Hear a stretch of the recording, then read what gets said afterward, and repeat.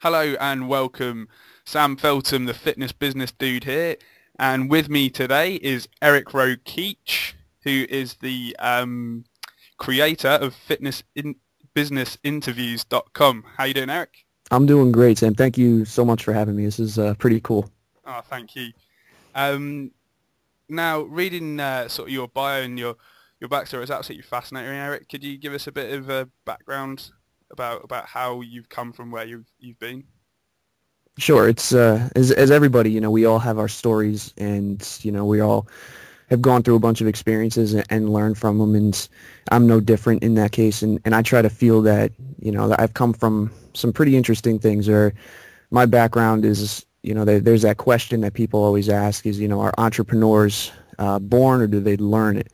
And in my case, I had to learn everything, and I learned it the hard way, the really hard way. I went to school, went to college, was a D1 athlete. I did really well, and I had all these expectations, and people expected things of me. And I got out, and I did what everybody expected me. I went and got a job, and the first job I had is I worked as a laborer for a commercial asphalt company, a new company that a friend of mine had started. And it was an interesting experience, to say the least. I was out there 12, 14 hours a day shoveling hot rocks and asphalt that would melt your skin if you came within 6 inches of it. And I did that for about 6 months. Had to think there was something different, and I was promoted into a sales position. And it was from that point that my life kind of changed, where the owner told me that after a few months in, he told me I was probably the smartest dumb guy he's ever met. And I was pretty upset at that. I didn't know what he meant until a few days later I asked him, and he said that, I had it all I needed, book smarts, but he said I was the dumbest guy he's ever met when it came to business skills. And I was like, okay. So I basically just studied everything I could on business and sales, and I was probably the worst salesperson in history there. But long story short, there basically we he ended up building the business within the first 2 years to a low seven-figure income, and I ended up doing about 40% of the sales. Hated every minute of it, and it's like I got to do something else. And things just kind of progressed. My background was in media and TV, and I jumped into that industry through a couple connections, and I worked in there for probably 7, 8 years on and off, doing video, graphics, editing, all that kind of stuff. Still working the job, but I was doing it mostly as a freelancer, and it was cool, but I wasn't helping anybody, and I wasn't making any money. So I wanted to go find something where I was making money, and jumped into the financial industry. And what a lot of people don't know about me is I ended up I work for Lehman Brothers, and as most people know, that business doesn't exist anymore. And that was the biggest learning experience of my life. And I did it for the money, and that was the wrong reason, and it caused major problems, major health problems, put me in the hospital, and I just quit that job and ended up with some things that I wasn't happy about, floated around trying to figure out what was going on with my life, what to do, and lived off some savings and still didn't know. And then I came across somebody I'm sure you know of, and many people are listening. I came across Ryan Lee. And Ryan, I just connected with him. I clicked, and I saw that he was in the fitness industry and athletics and the stuff that I used to love, and he was making money doing it. And I was like, this guy's got something. I got to figure out how to do this. So that started my venture into fitness, health, and athletics for a few years, and ran a couple training businesses, speed camps, boot camps, done a bunch of things, and that ultimately turned into the website, which is out there now, Fitness Business Interviews. So that's kind of the short version of the story, and I've learned a lot, and that's what it is. Yeah, man, it's quite a story. Now, sort of like when you initially sort of came up with the idea, how exactly did you come up with Fitness Business Interviews? Good question. The way I came up with that is I kind of didn't mention it in my little bio about myself, but I was running a boot camp year ago, and it was, at first I was struggling, and then I started to pick up, and I was doing okay, and just something happened. I just wasn't feeling right, and I had some health issues which came from working at Lehman Brothers, and I didn't think anything of it. I kept pushing through it, and it probably wasn't the best idea. The short version of this is I ended up going to the hospital in emergency services, and the doctors basically told me that if I hadn't come when I did, I probably wouldn't have seen the end of the next week. Next couple of days, I wouldn't have made it. So I was in the hospital, in and out for months on end, all kinds of stuff going on, and I just was like, okay, this is no good. My health sucks. I have no way to bring in any money or help people. what can I do? And I was like, I need to combine a bunch of things that I really love to do. And I was like, if I'm not able to physically work and help people, I can do it online. And that's kind of how it came about. I had some definite strengths in the media side of things and video and talking and interviewing, and that's kind of how it came all about, and I put it all together into the site. Wow, that's absolutely awesome. Like, and the one good thing that I found with fitness business interviews is that you do it all sort of on video Hmm. and stuff. Why specifically did you sort of use video and not like the regular sort of like, you know, get it transcribed or just audio and Right. stuff? Well, I hate writing. Yeah. I absolutely hate it. I really do, and it's just never been a strong point. I used to have teachers tell me. I literally had a college teacher that told me I didn't know how to write a sentence, and he's like, you know, this is how this is done, and it's just something that didn't work for me. And we're at the point now where we have the technology to leverage video, and my background, you know, 8 years pretty much in TV and news and graphics. I've spent all that time knowing it and interacting, and it was just so dynamic, and no one was really doing it. And I said, all right, let's go with the video with it, and it seems to be working out pretty well. Yeah, it's working out seriously well. Because I mean, you got some pretty big guys on there, like Steve Hockman and other guys like Mike Boyle and stuff, and Yeah, yeah. Joss and stuff. How did you go about contacting those guys?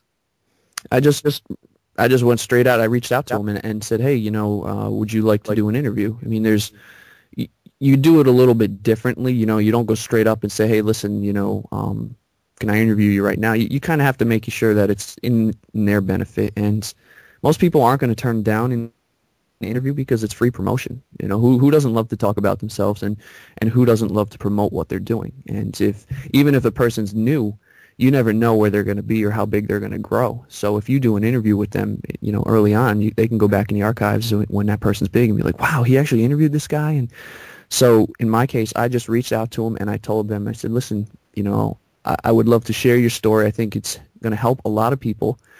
And, you know, in a way, it's kind of a way for you to promote. So would you be up for it? And 9 times out of 10, usually they say yes. The tough part is just scheduling, but yeah, usually they say yes. That's awesome. And then once you know you've got them in, like scheduled in and stuff, how do you go about preparing everything? That's actually a great question because I'm a big fan of everybody who does interviews. I always study them and I always want to know that. In my case is I'm a little bit crazy, but I find everything that I can. You know, I research them. I kind of stalk them a little bit, I guess you could Sure. say, and I just try to dig in and find out as much detail as I can. And it used to take me hours upon hours, but now, you know, I've gotten pretty efficient at it. I can do it in a half hour, and I just write down questions or an outline that I want to cover, and I try to find things that people, in my case, that I'm curious about, that I want to know about, and I include that in there in the questions or the outline, and I try to throw a couple things in there that maybe no one knows about. You know, for example, I interviewed a guy a couple weeks ago, and no one knew about it. You know, he's doing real well, but I heard that he was out shopping for a Lamborghini. So just through the grapevine, I heard it. So I asked it in the interview, and it just comes down to pure research, and I spend a lot of time doing that to make sure that my interviews are as good and as provide as much content as possible. Yeah, that's one thing I've definitely noticed. Sort of like about your interviews, they're just seriously content rich, and they got so much valuable information. It's absolutely incredible. And then when you're sort of just beforehand, are you ever sort of nervous at all when interviewing these big guys? I'll be honest, you know, sometimes I'm actually a little bit more nervous when someone, like in your case, you interviewing me. I had a couple butterflies, and I'm used to being behind the mic or behind the camera, and I'm not really nervous because, again, I was spent so much time in the industry, in the media industry, doing these types of things that after a while, you know, it became second nature. I mean, I remember when I first got into TV, I was working in news, and I was usually the camera guy, but every now and then they would send us out by ourselves to do the interviews with the camera and the audio all at once. And I remember I was like, you know, over here, a big politician in New York State, there's a bunch of them. I remember it was like my first week out, and Hillary Clinton was here, and I had to go ask her questions. And I was like, I don't know anything about this, and I didn't know what to do. So I learned real quick, and, you know, I kind of got over that nervousness. And when I started the site, I think the thing that I was nervous for my first interview because it was my first one ever. I didn't know how it was going to go, and that was with Steve Hockman. And after that, no, I've been pretty good. Yeah, man. Yeah, because they all run so smoothly and stuff. It's seriously impressive stuff. Thank you. So is this like your first website that you've sort of created? No, I've had a bunch. When I was telling you about Ryan Lee, that was kind of inspiration. One of my big passions that a lot of people don't know is I'm a huge track and field fan. I'm actually I went to college for that. I'm a white guy that jumped and had a lot of fun with it, and it's a huge, huge passion of mine. So I actually do that now. You know, I help out. I volunteer, coach as a jumps coach at a local school, and I, again, found a little bit of a gap in the marketplace, and my first website I created for that specific area for jumpers, and that did pretty well. I shelved it just because I didn't have the time to do it after a few years, but that was the first one. I've done a couple things for sales pages for some of the businesses that I've done, and just small other sites on there. So I've had a bunch, and each one I've learned a lot of different techniques as to what's worked and what hasn't, and it's kind of all combined so that way I can put all the best into the fitness business interview site that I'm doing now. So where do you see fitness business interviews sort of going? Like, what's the future for it? I think for me, I personally feel that there's really no limits to it. There's such potential. It's already off the bat, I personally feel that it's one of the most valuable sites in the industry. Now, I don't mean to come off and be, pretentious or cocky in any way, but the reason I say that is because I always viewed sites that were doing those types of things in other industries so valuable. I mean, before I even did it, I would download all those interviews from, some of my huge idols, and they've become friends of mine now, guys like Andrew Warner on Mixergy. They gave away so much incredible information. I was like, why are these guys not even charging for this? I would pay an arm and a leg. And I just felt that, in my site, in my case, I think it can just be so much bigger, and I can continue to give away so much content. And it's going to turn into, a pretty big business, I believe. And it's great for building relationships and helping a lot of people, which, is my main goal. And I think it could turn into something where it's going to be able to just be a big platform to supply incredible information and content and just help huge numbers of people that maybe a lot of other people wouldn't be able to reach. And that's my goal, and that's where I think it's going to head. Yeah, definitely. I mean, it's just got so much potential, and like I've listened to all of the interviews, and I've got so many ideas and strategies from those guys that I've been able to implement in my business, and it's all for free. Yeah. It's an awesome site, man. Yeah, thank you. And it's funny because a lot of the stuff that, when I get these guys on here, I learned all this stuff the hard way. I paid tons of money for coaches and, in the trenches and experience. And I think what's incredible about it is these guys are so amazing to come on and share this information, which a lot of people charge tons and tons of money for. And it's really... I'm just so blown away that these guys are so giving, and that's why I love this industry, and that's why I love the people in this industry, because they may make a living and make a ton of money doing this stuff, but they're still willing to come on and share that and help so many people. And to me, that's amazing, and I think that is what really makes the site really important and valuable for everybody who's on it and listening.